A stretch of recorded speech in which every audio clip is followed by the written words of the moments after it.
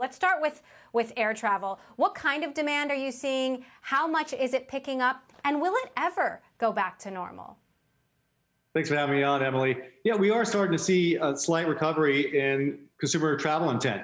So at Kayak yesterday, we made available publicly all of the information from over 1 billion flight queries made on our platform for the last year, so that people can actually start seeing where the demand is starting to pick back up and how people's travel trends are changing. So what you see from the data is the low point on our systems was April 7th, when travel queries were down 80% versus the prior year. If you look at yesterday's information, it was only down 51%. So yes, we're still in a big decline, but boy, a big surge since early April. So let's talk about longer term. Let's start with corporate travel. Do you think corporate travel will ever get back to the way it was? I mean, obviously, it's a way for companies to cut costs and also keep employees safe. And now that we know how well we can do things remotely, like you and I are doing now, some will say, what's the point? Yeah, I mean, you're asking someone who used to spend every day a week on an airplane, and I've been without an airplane for a while now. The reality is, I think corporate travel always lags consumer travel in terms of a rebound from a shock or an economic recession. I think this will be no different. The difference here is people now have proven that you can actually be fairly efficient working from home, and you don't need to actually lose the time or incur the costs of a lot of business travel.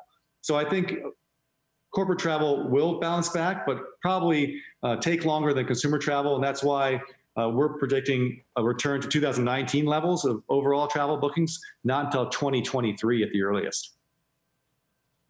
So you do think by 2023 things will be back to normal, quote unquote? Because I actually wonder if there's going to be a permanent shift. I mean, at least, when it comes to consumer travel, are people going to want to get on a plane, or are they just going to drive somewhere, driving distance, and not take that risk? Well, the wild card actually is, what happens with COVID-19, right? Is there going to be a vaccine? We already have much more effective treatment protocols. We have greater testing capacity. So I think if we can keep that virus and any successors at bay, then I think consumer confidence will return. And I think as a business person, I certainly am looking forward to getting back on the road and back on airplanes to visit customers and business partners. Now, what about the restaurant industry? OpenTable came out and said 1 in 4 restaurants will never reopen. Now that we've had this wave of protests, we're seeing new waves of COVID-19 across the country. How does that look? Is it more than that? It may be more than that. I hope it's not. We've got about 60,000 restaurants on the OpenTable platform, and we do expect about a quarter of those to permanently shut down. So no new restaurant under a different theme will reopen that location. And that reflects a couple things. First, restaurants operate on really thin margins already pre-COVID. You add on top of that the safety measures they have to take, any capacity restrictions they have, and the higher cost of recruiting personnel to work at those restaurants. And it's going to be tough for them. Even in the best of times, it's a tough business. So I do think that we're going to see a dramatic reduction in economic activity on the restaurant side, which is tough for the economy because restaurants historically employ so many people. So how dramatic a reduction in terms of the traffic, the economic activity? Well, I mean, if 25% of restaurants close, I think I wouldn't expect the rest of the remaining locations to pick up all that business. But, I don't want people to underestimate the creativity of restaurateurs, and the flexibility that governments are showing them. So here in Bridgehampton, restaurants that historically have never had outdoor spaces now have tents set up. The city's opened up lanes for them to operate. You have pickup, you have delivery, you have prepackaged food. So I think there's been a lot of innovation in the space, and OpenTable is doing everything we can to help them too. So, one silver lining of the pandemic is consumers and businesses are much more likely to adopt online or digital services now. So the OpenTable software is now allowing you to bypass the hostess stand, to read an order from the menu, and to pay. So I think that's all will require less staff at the restaurant level to run their businesses, which is helpful.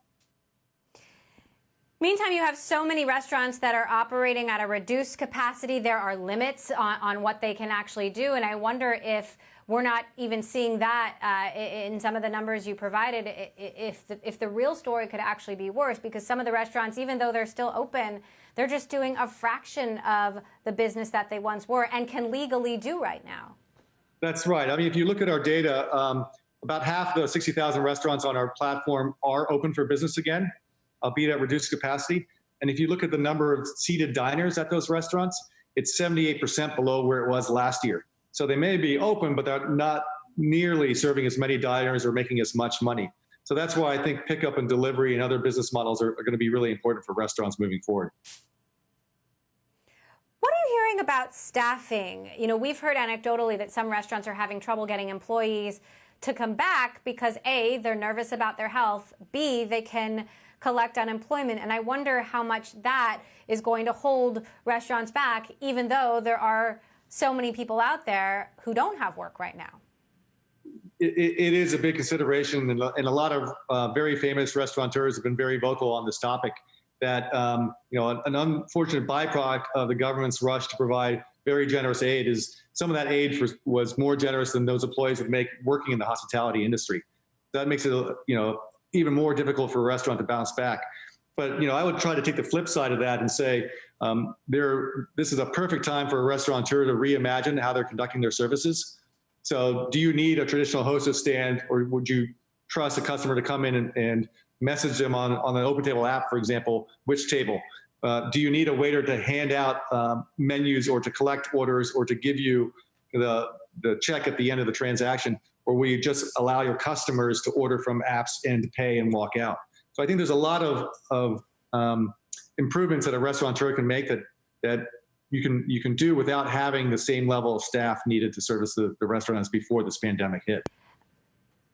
On that note, Steve, innovation happens in times of crisis, and I wonder if this has you rethinking any potential partnerships. Like, would you be willing to integrate with a company like Airbnb, which has home sharing, property sharing, you know, instead of just traditional hotels? We know that Airbnb absorbed Hotel Tonight. You know, could you be open to new types of deals that maybe wouldn't have happened pre-COVID? Sure. So Kayak, you know, our premier travel brand, we've always had a good relationship with Brian Chesky and the folks over at Airbnb, and we've always wanted their inventory on Kayak because we want to be comprehensive.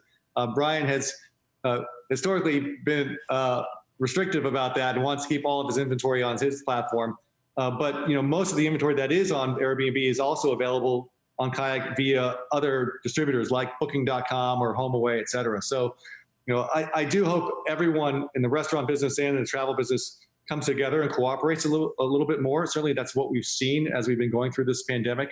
With you know, with no business to be had, no one's fighting over market share. But you know, I'm hopeful that as we come out of this and business recovers, people are more open-minded about the businesses and partnerships that they have. And Airbnb, you know, if Brian's watching, again. I was just going to say, I'll make sure to ask Brian that question next time we chat.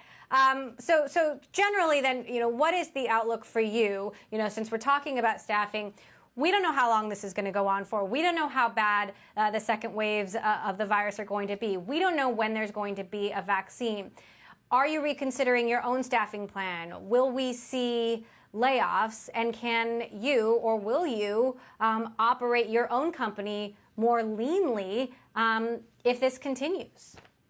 Sure. So going into this crisis, OpenTable and Kayak both prided ourselves on being very lean and nimble and entrepreneurial. And we had, you know, the most attractive profit margins in the industry.